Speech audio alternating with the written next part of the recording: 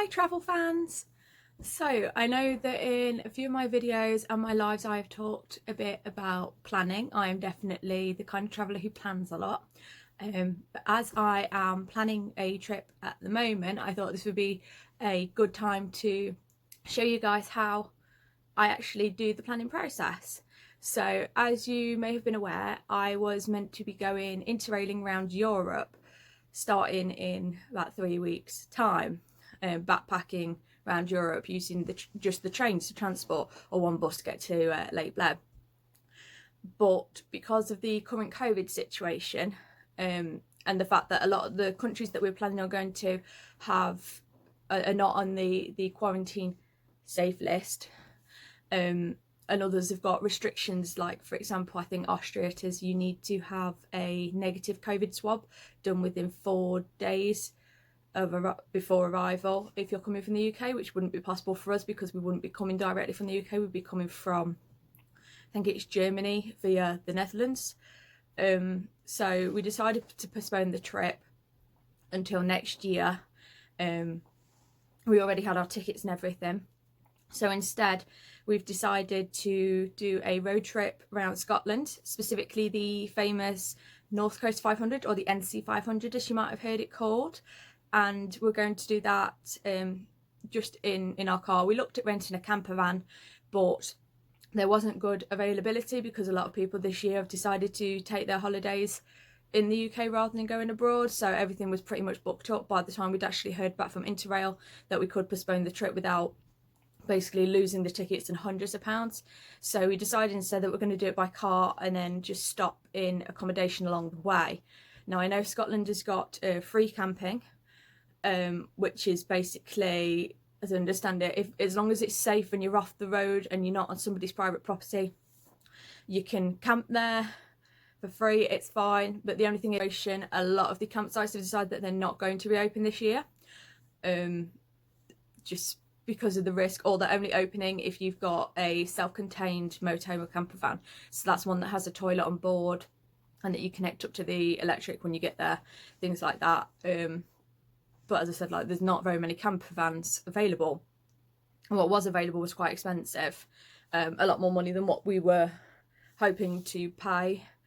And with the campsites being shut, then we'd also have potentially issues with getting rid of the toilet waste, because you can't just flush it down a normal toilet, you have to go to a specific area to do that. And a lot of the roads as well that we're hoping to drive on are not very camper van friendly. By that, if you've ever seen pictures of the NC500, then you'll know that a lot of it seems to be little winding hairpin bends up and down mountains, and it's single carriageway, single track, in fact, not even just single carriageway, single track with pull-in spots. So if you see something coming or they see you coming, then wherever the spot is, they have to get in or you have to get in. So as you can imagine, driving a whacking great motorhome, yes, although you've got better visibility of the road because your driving position, you are higher up, but trying to get that into these little lay-bys is probably not going to be the most thrilling task. My husband doesn't particularly like driving anyway. He does drive, but he doesn't enjoy it, and he's not as used to driving large vehicles as I am, as I used to be a foundation driver in St John Ambulance, so I used to drive ambulances to different locations to access first aid posts or to transport other first aiders around.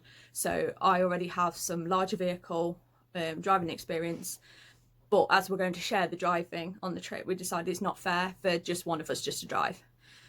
So we're going in his car, which is a little Suzuki Swift. It's automatic.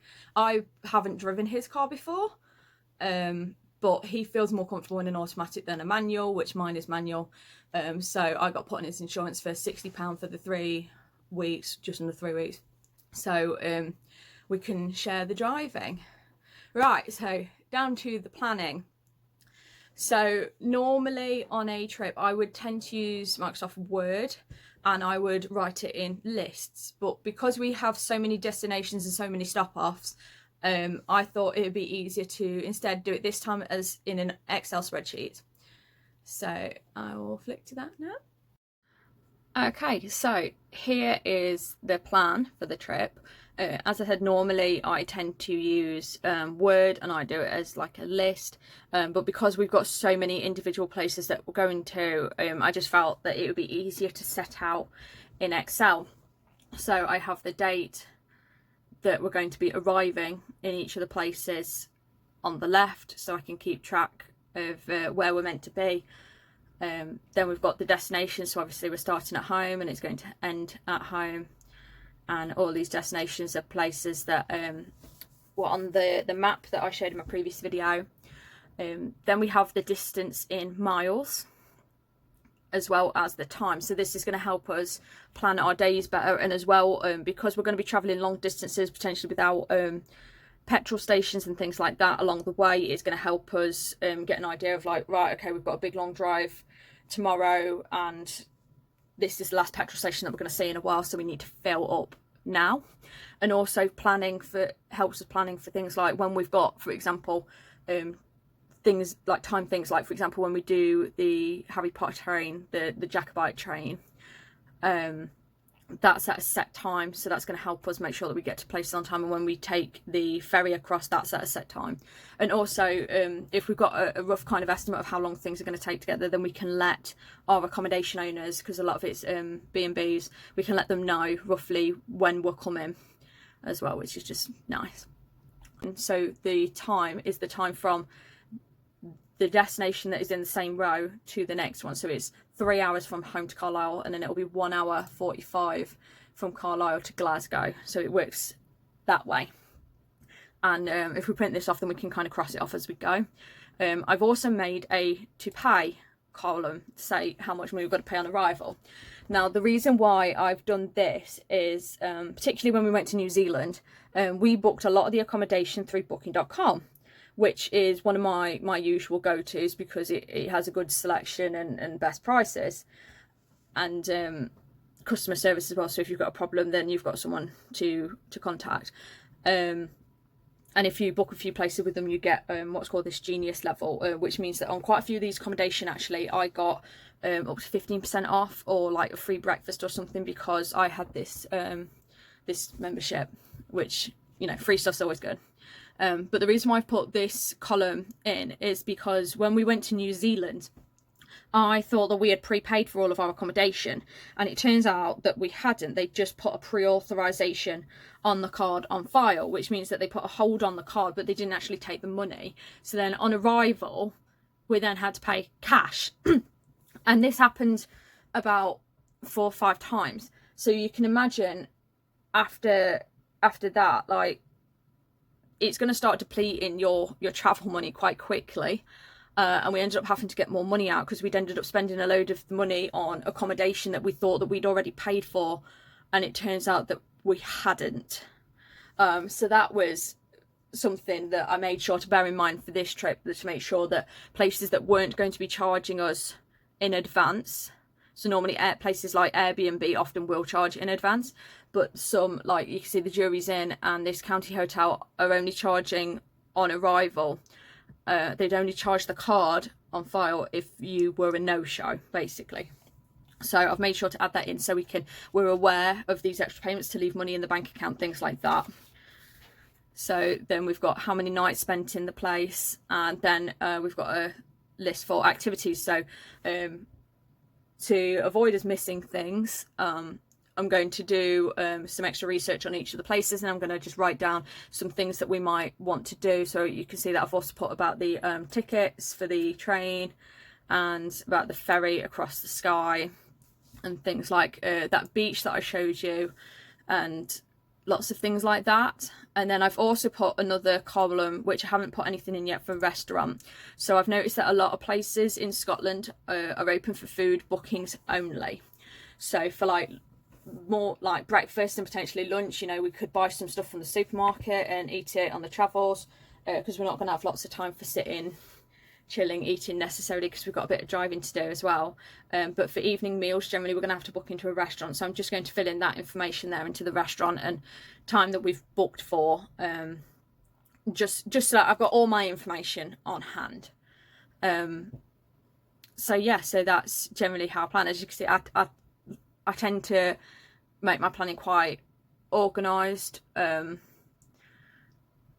Some people prefer to wing it. I don't tend to do that. I would be more willing to wing it if it wasn't for the fact that we've got this COVID situation. If COVID wasn't a thing and I knew, for example, that I could get into any campsite to pop my tent up or whatever, or that things would just genuinely be open, then I would probably have not put that much thought into it. I'd have probably just brought a map with me of the NC500 route and just followed it, and then just stopped wherever I like. But the problem with everything requiring bookings in advance and a lot of things being shut means that we've had to put a lot more planning into everything than what we would have. In terms of cost, so we've got the cost of all the fuel. We've had to pay £60 to put me on my husband's insurance for his car because it turns out I wasn't on. The cattery has been one of the big ones, so it's costing £240 to put the cats in the cattery for the time. Normally the cats tend to go to my mum's, but she is actually on her army camp whilst we're on this trip. So we've actually had to put them in we're going to have to put them in a cattery. Accommodation was more expensive than I'd anticipated, especially compared to when we did our road trip around New Zealand last year. Part of this is due to the fact that a lot of the accommodation hasn't reopened, and people are doing more trips staying in the UK as opposed to going abroad, so things have booked up. So there's that supply has gone down, but the demand, if anything, is higher. So places are charging more, and a lot of places have booked up well in advance. Ideally, I like to plan my trips well in advance, like 6 to 9 months in advance, but the last booking was only made for accommodation was only made last night, and we're going on the 19th. So this is quite late on for how I normally book things, but that's because we were waiting on Interrail to get back to us onto whether we could actually postpone our tickets or whether we were going to have to still try and do the trip. Well, part of the interrailing trip. So by that point, all the cheaper accommodation had sold out, so it's ended up costing us a lot more, but this will be the most expensive UK trip that we've ever been on by far. But I'm hoping that it's going to be worth it. It's got some very pretty scenery. Oh, that viaduct that I can't spell, that I was talking about, the Harry Potter one. This is the one. Yeah, you all know it. But yeah, the NC500 is meant to be one of the world's greatest road trips, with some of the world's greatest roads for scenery and just interesting. Obviously, not just miles and miles of motorway with nothing to look at. So this is going to be more about kind of the journey. I know that sounds really cliched, but yeah, should hopefully still be as good as the interrailing trip was going to be. I mean, that's only postponed until next year anyway. So yeah, with that, yeah, I'll end the video. So thank you guys for listening, and I hope that you join me virtually on my trip around Scotland and the UK. Bye!